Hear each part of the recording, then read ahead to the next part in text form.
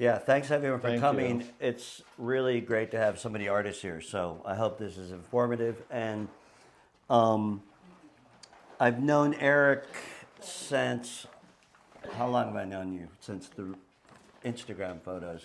Oh yeah, so like I don't know, 10-ish years maybe. Yeah, something like a decade. Yeah. And I knew him in another professional capacity, working for another artist. And then, I don't know, somehow I saw the work and I was really taken by it.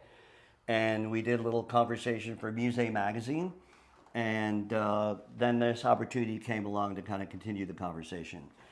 And I was given this a poem by actually John Melick, and it's an artist poet named Aaron Scheel, and I thought I'd use this as an icebreaker to start the conversation. The name of the poem is called Berg, and I'm only going to read 2 lines, so it's short. And also, I would encourage anyone to walk around and look at the work if you want to while we're talking. I think, Yes. as far as I'm concerned, you don't have to sit on a bench, and if you want to walk up to something, please do so. So, Berg, inspired by ATKA series 2019 by visual artist William Eric Brown. There might be a peripheral memory of his father's sideways sliding into view, holding the back of a bike as he cycles off, lifting him onto his shoulders, or spinning him and holding one hand, one foot. Around the age, he realizes there's a world bigger than home, and the corner park, he hears of his father's adventures on an icebreaker when he was away from home for work, or maybe in that submerged time when he was not yet born.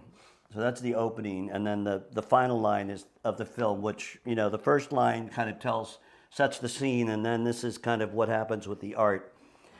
Saturated color, not the blurry gray outline of ancestry, but our own self-shaping, vivifying the ice landscape we know is there, but not fully accessible. The submerged berg of our character, by staring out to sea or the horizon, by explorations of love and beauty, work and duty, the glacier of our history calves at the hinge zone to form our own ice flow. And I thought she captured kind of, the feeling of this work. So we know this work was taken by Eric's father while he was in the Navy. And you want to give us a little story on how this all originated? Yeah, so my dad was on an icebreaker in the 1960s in Antarctica, and he shot all of this film there just sort of as personal records of this time. And then growing up, it was the slideshow that we were subjected to as kids, you know. And something about this imagery like always stuck in my mind. And then fast forward to, you know, I'm a working artist, adult, and Dad's talking about, you know, scanning all the slides. And so we got to talking about this work, and I just said, send them to me when you have them. And so I got, you know, the disc of all of these slide scans and sat with them for quite a while until knowing that I wanted to do something with them, but wasn't sure exactly what. And so then eventually I had started making a lot of my own artist books, and that piece in the middle is sort of the beginning of starting to formulate what I wanted to do with these images. And then that eventually led to these works that just sort of, I wanted to just sort of take the feeling of this book and then just make more distinct body of work from it. So. How was your father, how did he get on the icebreaker? So he was a career Navy guy. He went in as an officer, and that was just one of his tour of duties that he had to do, you know, so amongst many other places he's been. So It's a good question, though. yeah. And then, sorry. So when you were looking at the slideshows, was he fascinated by the landscape? Yeah, I mean, With the family? I mean, he was very, like, you know, taken with this experience. And so for him, like, I mean, his narration of the slideshow was sort of hours long. So every, you know, frame had a story. And so it was very quite involved. So he was very sort of influenced by this. And I think it was a pretty pivotal moment for him, you know. So when I first saw this work, my frame of reference was like modernism, right? And so, there's other artists that like take these sort of, formal, kind of intervention into a photograph. But what I realized about this work was, yeah, that was one of the components, but, there was this thing, there was this whole appropriation thing, right? Take an empty image, take that empty vessel, fill it through your content. And that was sort of the Douglas Crimp kind of pictures generation notice of, like grabbing an image and filling it with content. In this case, it's kind of different because for me, there's an emotional, psychological intimacy of touching your father's photo that seems a lot different than the kind of formalist appropriation. Is there, how did that affect your approach on how you made these images? I mean, I did kind of have that idea in the back of my head just because it was not my own image, but it was my dad's. But because of the sort of familiarity of these images, I didn't feel that I was taking something because I somehow felt a little ownership of them because they were in my memory from such a young age. And then I wanted to have a sort of collaboration with him as I worked on them, But I was approaching them, like especially this work in a sort of case-by-case basis, very sort of formally reacting to each image that I blew up and figuring out what it needed, from me. So, I mean, I didn't have that sort of remove from the image that necessarily, like when you're just taking something and then adding to it, So what happens with me with good art is that I see it one way when I approach it because I have this experience. And then I look at it longer and I have another experience. And it's kind of the poem that sort of made me think about a deeper place other than that sort of formalist invention because the poet says, not the blurry gray outline of ancestry, but our own self-shaping. Yeah, I love that line very much so because it's not nostalgic, right? For me, this work, because it's not anything I experienced and it was Dad's memory and not mine. So that I'm sort of like reshaping and re-envisioning it with a more sort of clear idea or trajectory of the work, and making it. So,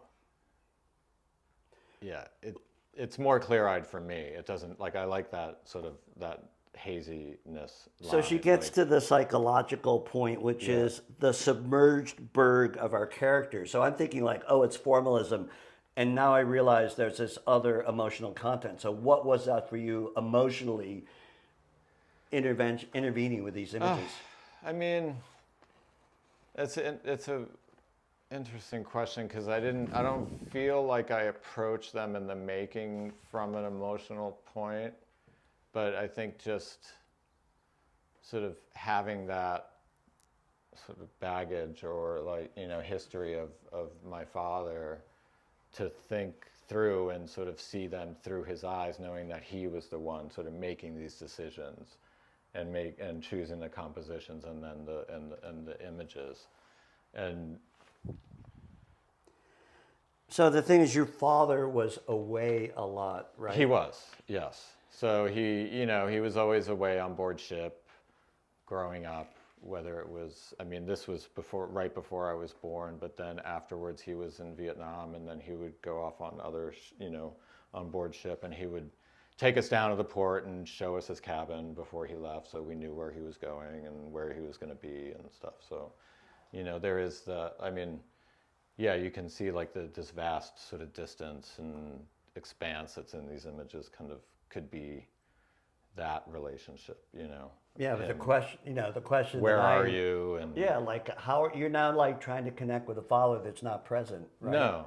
Is that there, or am I reading into it? I mean, not really, because Dad, my parents got divorced when I was young, so there was always a distance, So because he was away so much when we were kids, and then being divorced, we'd see him once or twice a year, so that like sort of physical distance was always present. So it wasn't sort of, an overarching like theme for this necessarily, but you know. Okay, I can't help but think that there's another layer of like, you know, the connecting psychologically, emotionally. Yeah, I mean, there could be. I mean, maybe I'm just not like allowing myself to access it or whatnot, but because I just, you know, I just sort of. What about a sense of collaboration? Yeah, I mean, there definitely is that, you know, where I mean, but it's a little one-sided in a way because I mean, my dad was never able to see these to fruition. I mean, he passed away in January, so I wasn't able to see what I did with this work, but I did feel a connection to him when I was making them. You know, it's kind of unavoidable, really. There's also like a generational leap, right? There's the, you know, the father-son generation, but there's also, you know, this also jumps that analog digital. Yes. Yeah, I mean, it is like, you know, the quality of the images, the 35 millimeter slides, the sort of like, you know, crappy scanning that was done. I mean, all of these different layers that then sort of created the base image that I'm working off of that also gave me a lot of like sort of information to react to, you know, and then just in the printing of them, like applying sort of a modern day, like, I mean, my just inkjet printer in the studio to sort of create these images, but then, you know, limited by the size and then having to build them, created, all of those things created the, not limitations, but then the setting for the way that they look, you know, on paper, in a grid, fastened together. So we talked about in your studio about the technological glitches and how Yes. that enhanced, you know, like you let that happen. Can you talk about that a little bit? Yeah, Like how they're made, how you scan them, how you print them. So I was just taking the raw scans that I had and printing them, and I had to just crop them into 4 to be able to print them on the size printer that I have. And, you know, I'm technologically like adept to a point. And then I can't like explore further or just like be bothered with it. So the printer would do things, you know, where like certain areas should be black, like where Jess is standing, that whole area to the right is water and it should have printed black. But the printer only printed around the floating ice forms. And I kind of realized that as it was printing, and I just decided to leave it, because then when I put the image together, I really liked how it just decided to do those elements. And then there's other places where it, you know, didn't print, sort of places here or on the side, where the printer just did what it wanted to do, and I just decided to leave it because I liked what it ended up doing, and I also just, I don't know, I kind of like accepting certain things within the process to just inform how I'm going to work. The other kind of nostalgia analog, you know, there's a group of artists here. We used to all take slides of our work. Oh yeah, I mean, And, you know, I'm trying to, you know, like this is all like. that's all the slide mount. Yeah, like and the then shape is, yeah. you know, decided by something very analog, which is slides, and they're digitally scanned. So I just like the blending of the two worlds, and it also makes me remember, like, oh, can I show you my slides? Yes. Like that's. But I also like how it creates sort of a window or a border in certain ones that just gives you another frame to look through, you know, because it is, they do feel a little like, because the landscape or the setting is so sort of foreign and you know, remote and expansive that there is a little voyeuristic feeling like looking at these, right? Because they're so distant in your mind or memory, you know. You gonna say something, Tanya? Well, I just find it interesting that it's sort of like 3 points of view, as in literally like views, Mm-hmm. and maybe 3 stories. Like, Yeah. All I know is that your dad took these photos, Yes. and then you created them. So your dad, in my mind, I'm thinking, well, your dad maybe he took it just as photo document Yes. for you, and then you are sharing your story with us. We're looking at it, Yeah. making our story. And Yeah. for me, this is like pristine 60s Antarctica, Mhm. not from a National Geographic point of view, but just it's pristine. And then there's the presence of machinery, Yes. and yet it's printed, and then it's combined, analog and digital, and that, you know, I'm creating this story for myself. Yeah. from a beautiful story that you're presenting, which it seems to be evolving as you speak. Yeah, definitely. And I know I love that sort of layered perception, right? Because it's like I have my interpretation, my relationship, and I'm glad that you have your own, that it's evolving for you too. So it's like, it's because it's not to make, to only have it be about my relationship, to my dad. I wanted to sort of transcend that. Yeah. The other issue, that it used to be in photography, you have a camera, you press a button, you take an image, right? So your father took all these images, and I'm thinking differently about photography because I'm looking at the work of Thomas Damon, and I don't know if you know his work, but he constructs sort of tableaus out of paper, and then he shoots it, then he destroys the tableau. But the point that's interesting is you used to take a photograph. Yes. Now you make a photograph. Yeah. Do you think about that? I mean, like, is that just intuitive, or it's a different approach? It's a totally different approach. I mean, I still like shoot film, so I kind of have that mindset still existing in the way I work, where you're just taking a photograph. You don't get to see it right away. You have to sort of trust your, action, rather than just on the phone or digital, where everything is just so immediate, But I think about that when I'm looking at these or when I'm making these. I think about just that act that my father did to take this picture, There's something else that we talked about, and I'm just going to put it out there anyway, because it's like what Tanya was saying.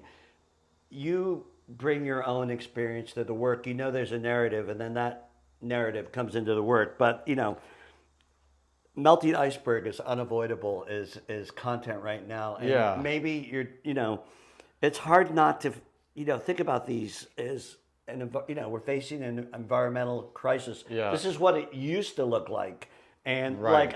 I think like on this one, okay, this part of the iceberg is gone, right? And like this is what's left, or there was an iceberg here, it ain't here anymore. Was that in your head at all? I mean, I think sort of as I got into working on the project, I realized like it was kind of unavoidable, that subject matter. Like it wasn't my impetus to making the work. Like I just really was obsessed with the imagery for so long that I wanted to figure out a way to sort of reinterpret them, make them my own. And then as you do it, it's unavoidable. You have to sort of like think about that, right? It sort of comes into it comes into my psyche, but it didn't sort of affect the way I treated the work necessarily. I think it just sort of was, around me as I did it. But so would you say unavoidable content that comes into the present? Yeah, because definitely. my father was in the military too, and he fought in World War II, and I see all these images that are, basically, these are, my father was in New Zealand actually, and I see these pictures of him in uniform, but we're at war right now, right? And it's kind of a conventional war. Yes. And that's the other part that I just can't stop thinking about. So I think they still tap environmental crisis. They still tap the fact that this, idea of military is it ain't going anywhere. Right. And it has more resonance for me, but that could be me bringing something to the work. Yeah, but which is that, I mean, that's what we do, right? As viewers, we bring our own sort of interpretation to things. I mean, I grew up surrounded by this kind of imagery, like with my dad in the Navy and sort of, going on board ship with him or being in, military aircraft or whatnot. And so it's just a familiar sort of, imagery for me. So it didn't I recognize the power of it when it's isolated like this, definitely. And maybe sort of getting towards the, final questions. Artists work alone, and these images seem to enforce, desolation, isolation, and silence. Yeah. This seems to be like the artist's experience in the studio at the same time. And I wonder, there's Like, mean- we're never going to these places. They're No. very far away. I mean, I'd like to, but who knows? But that sort of sense of isolation and remove, and then again thinking about it as the artist in the studio. I mean, that's something I'm very, like, a willing participant in. I like the isolation. I like working by myself. One of the reasons why they are composite pieces is because I tried to have them printed sort of professionally on a larger scale, and I just didn't like the quality of them, and it sort of just ruined the image for me, and so I had to figure out a way to just do it by myself, you know. So I guess, kind of wrap it up.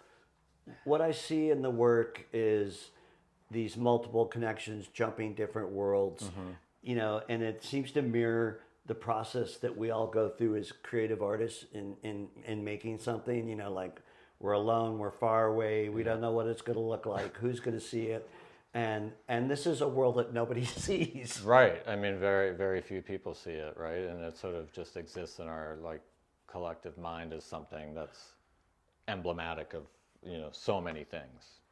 I have a question. Yeah. Would you consider going back and recreating?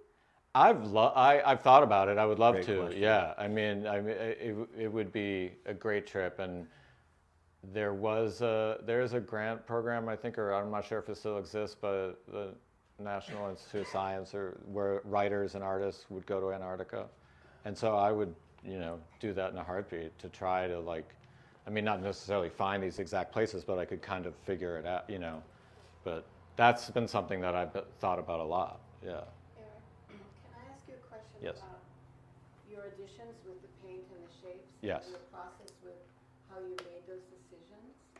How did that come about? So I chose which images out of the many to enlarge, and then just getting them to the point where they were joined together in 4 parts to one image was sort of a long process. And then I would sit with each image for a while and decide how I wanted to intervene with it. And I just sort of had to, like, take the time to sort of clear my mind and respond to them, and so with a lot of these ones with the more bolder colored pieces, it was sort of a compositional, like, choice to sort of find a place that I could map something out. Like, this was sort of an ice flow, but then I just decided to follow the outline of it, make a stencil, and sort of add the layers and layers and layers of blue on it. And then the one in the far corner, I wanted to follow those 2 lines that the ships are in, and just use the pencil lines to sort of accentuate that vastness, the movement, So each one was very particular in how I would respond to it. Did you had said that we were asking before about the documenting your father, documenting where he was. Yeah. Did he ever discuss with you that he had an artistic eye to what he was shooting, or? No. I mean, he was always an avid photographer, but it was more just kind of to document, like you said, document things. And he never, he appreciated good photography. Like, I got my Ansel Adams calendar every year for Christmas from him, and so, like, he had, like, what he liked, but he never considered himself to be, anything other than just sort of a, weekend photographer kind of. Did you shoot with a standard camera of the day? Yeah, exactly. Yeah, so he didn't have anything fancy. It was just sort of your basic camera that he would have had. Did you ever get an opportunity to record any of his narratives? No, I mean, like, if I could have had his slideshow, that would have been great. I was too young to, like, and then, like, it's, he stopped doing it after a while, but it was great because it was a good 2-hour-long, slideshow. It would have been amazing because he just had great stories for Even everything. as he was getting older, he Yeah. probably would still, like, as you were doing it together. Yeah, we would talk on the phone, and I would talk about specific. When I was deep in this project, I would talk to him and try to get specifics from him, and it would, I'd have to jog his memory a little bit to sort of get there. But he definitely, had lots of great stories, and yeah, that would have been really nice. So just one final observation for me, and we can wrap it up. But I looked at this photo well, first of all, I asked Eric, like, what was your father doing there? and he said they were opening up a channel for ships to go through to Yeah. the supply ships to feed the station, right, Yeah. in Antarctica. Yeah. And in this photo here, I looked at this photo, and initially, I just saw the red, I saw the shape relating to that, and then like 30 minutes later, Right, yeah. there's 3 destroyers pushing this iceberg, which in itself is a phenomenal image that's what they were doing. They could push Yeah. an iceberg. I mean, that was their whole mission, was to keep the shipping channels open so that supply ships could get into So they're McMurdo opening a Station. channel. Yeah, exactly. Opening channels. You know, I'll stop there. that's good. Yeah, you go. Well, I just want to say, beyond all of this beautiful work, that William Eric Brown is also a tremendous sculptor, and a lot of the materials that he's used throughout making his work have an architectural and industrial nostalgia to them, the materials that he's using and the forms that he's creating. And what you might know if you were to look at his website is that there's a beautiful series of watercolors that are based on the footprints of airports, and there are these small bronze and more low-tech material sculptures that a lot of these forms talk about. Yes. So this is really consistent with a much broader body of work that he's been making for a long time. Yeah. For over 20 years that I've known him. Yeah, for sure. I mean, this white shape here would be very similar to kind of a sculpture that I would make. The more solid, like the red shape, I cast a lot of plaster and very solid, geometric forms that sit on the floor. So even just the icebergs and the shapes are emblematic of that. So there's a lot of sort of formal visual crossover with the way I've built these. I was also reading a little Anne Truitt this morning, and she was talking about the intelligence of nature, and then like when you're flying over a farm field or something, and then you see man's kind of imposition of their own intelligence on top of the nature, and it just immediately brought me to this work, and everything that Steve is saying about industry or nature or climate. It's I think a really powerful sort of something that you might not immediately viscerally recognize is just that our imposition on this resource that we have. Yeah. And I think you've done a beautiful, subtle way of kind of pushing that with all of your familial history. Yeah, I mean that imposition was more sort of present in mind when I was making these because of my physical imposition on the photographs. Right. But then like that sort of man and nature like thing was present more so than anything else while I was making them, and then everything else kind of fell in afterwards. It kind of feels like you want nature to win, though. Yeah. Even with the military might that's present everywhere, even this ship here is all iced over. Yeah. It's being consumed by nature. You're even with that chopper. Yeah. And even this, I mean. Yeah, that's the one, right? Who's going to win in that battle? Those icebreakers look like they're never going to do it. Right. There's something kind of hopeful about that in a way. Yeah. Okay. That's good. Thank you so much. Yeah, Great. thanks for coming. Thank you. Thank you. Thanks, boss.